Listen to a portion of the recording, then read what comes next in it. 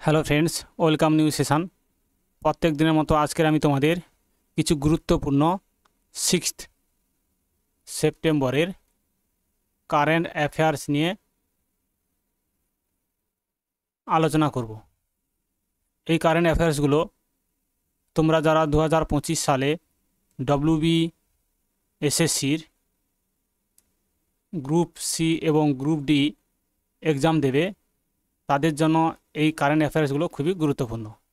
বন্ধুরা, তোমরা ভিডিওটি স্কিপ না করে পুরো ভিডিওটি দেখবে।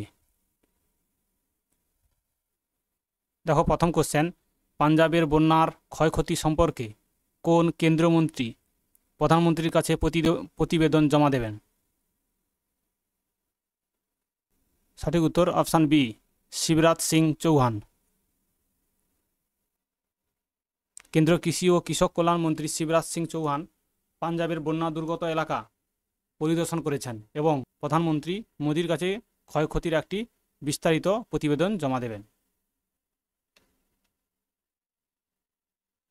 নেক্সট 2 দাগের কোশ্চেন, ভারতীয় সেনাবাহিনী কর্তৃক আয়োজিত প্রথম মহড়া আরোগ্য সেতু কোথায় হয়েছিল? আসাম, সিকিম, ত্রিপুরা, উড়িষ্যা। 2 দাগের কোশ্চেনের সঠিক উত্তর হবে অপশান এ, আসাম। ভারতীয় সেনাবাহিনী আসামে প্রথম মহড়া আরোগ্য সেতু আয়োজন করেছিল।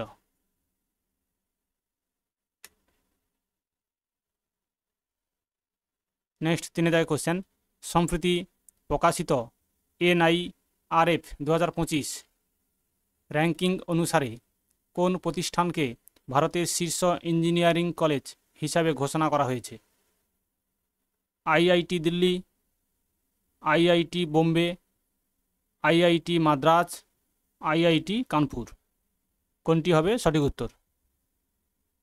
3 দাগের কোশ্চেনের সঠিক উত্তর হবে অপশান সি, IIT মাদ্রাজ। শিক্ষা মন্ত্রণালয় জাতীয় প্রাতিষ্ঠানিক র্যাঙ্কিং ফ্রেমওয়ার্ক 2025 সালে ঘোষণা করেছে, যেখানে IIT মাদ্রাজকে দেশের শীর্ষ ইঞ্জিনিয়ারিং ইনস্টিটিউট হিসাবে স্থান দেওয়া হয়েছে।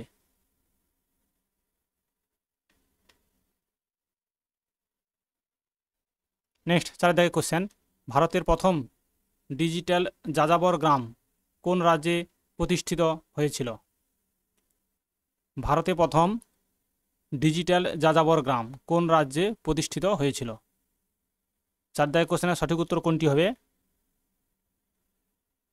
সঠিক উত্তর হবে option A, Sikkim.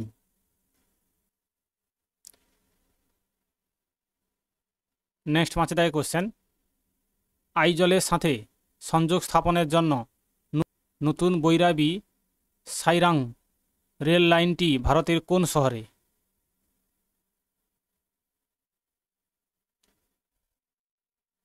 Option B, Silchar.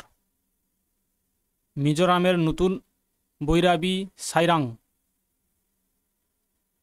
রেলপথ আইজলকে শিলচরের সাথে সংযুক্ত করবে, যা ভ্রমণের সময় উল্লেখযোগ্যভাবে হ্রাস করবে।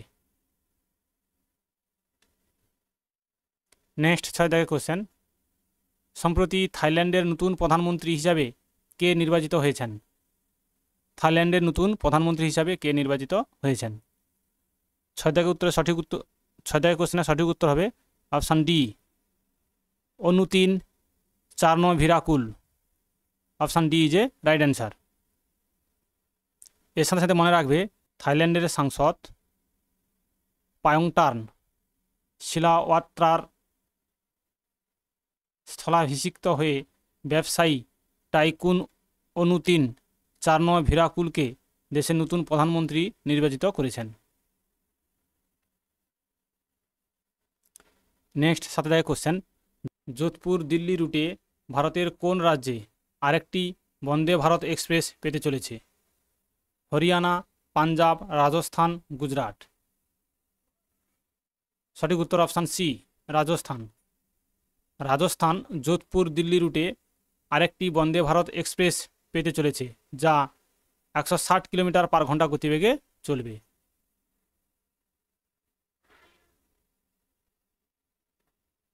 নেক্সট 8 দাগের কোশ্চেন, ভারত কোন শহরে সাইবার নিরাপত্তা সহযোগিতার উপর দ্বিতীয় BIMS TEC বিশেষজ্ঞ গোষ্ঠীর সভা আয়োজন করেছে?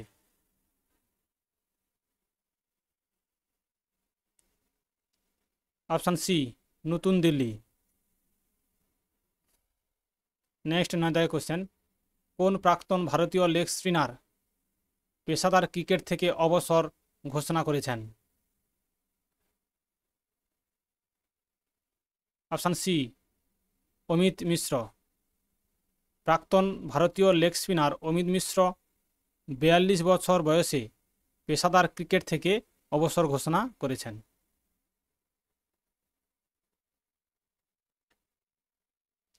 নেক্সট 10 দাগের কোশ্চেন, পোলাভরম বহুমুখী প্রকল্প কোন রাজ্যে অবস্থিত? 10 দাগের কোশ্চেনের সঠিক উত্তর অপশান সি, অন্ধ্রপ্রদেশে। পোলাভরম বহুমুখী প্রকল্পটি অন্ধ্রপ্রদেশে অবস্থিত। নেক্সট 11 দাগের কোশ্চেন, পণ্য ও পরিষেবা করের জন্য GST কাউন্সিল একটি নতুন 2 স্তরের কাঠামো অনুমোদন করেছে। দুটি নতুন স্ল্যাব কি কি? এটা খুব 2025 সালের গুরুত্বপূর্ণ কোশ্চেন কারেন্ট অ্যাফেয়ার্সে। সঠিক উত্তর হবে অপশান সি, 5% এবং 18%। GST কাউন্সিল 5% এবং 18%-এর একটি স্তরের কাঠামোর পথ পরিষ্কার করেছে, যা বিভিন্ন ভোগ্যপণ্যের ওপর করের হার হ্রাস করবে বলে আশা করা হচ্ছে। নেক্সট 12 দাগের কোশ্চেন, 2025 সালে কোন ভারতীয় NGO প্রথম র্যামন ম্যাগসেসে পুরস্কার পেয়েছে? কোন ভারতীয় NGO প্রথম র্যামন ম্যাগসেসে পুরস্কার পেয়েছে 2025 সালে? সঠিক উত্তর option D, foundation two educate girls globally. Option D is a right answer. Next 13 দাগের কোশ্চেন, সম্প্রতি কে FICCI এভরামস এর ব্র্যান্ড অ্যাম্বাসেডর হিসাবে নিযুক্ত হয়েছেন? সঠিক উত্তর option D, Ayushmann Khurrana. Next 14 দাগের কোশ্চেন, ভারতীয় নৌবাহিনী কর্তৃক প্রজেক্ট 17-এ অধীনে অন্তর্ভুক্ত করা দ্বিতীয় স্টিলথ ফ্রিগেটটি নিচের কোনটি? স্টিলথ ফ্রিগেটটি কোনটি হবে? 14 দাগের কোশ্চেনের সঠিক উত্তর option B, INS Udaygiri. INS Udaygiri হল প্রজেক্ট 17-এর অধীনে ভারতীয় নৌবাহিনীতে অন্তর্ভুক্ত দ্বারা দ্বিতীয় স্টিলথ ফ্রিগেট, একটি নৌজাহাজ। আজকের দিনের শেষ কোশ্চেন, ষোড়শ শতাব্দীর রেশম বস্ত্র বৃন্দাবনী বস্ত্র মূলত কোন দেবতার শৈশবের গল্প এবং ঐশ্বরিক লীলাকে চিহ্নিত করে? অপশান বি, ভগবান কৃষ্ণ। বৃন্দাবনী বস্ত্র একটি ঐতিহাসিক বস্ত্র, ভগবান কৃষ্ণের শৈশবের গল্পের চিত্রায়নের জন্য পরিচিত। বন্ধুরা আজ এই পর্যন্ত, পরের দিন আবার নতুন কোশ্চেন নিয়ে আসবো। থ্যাংক ইউ, ধন্যবাদ।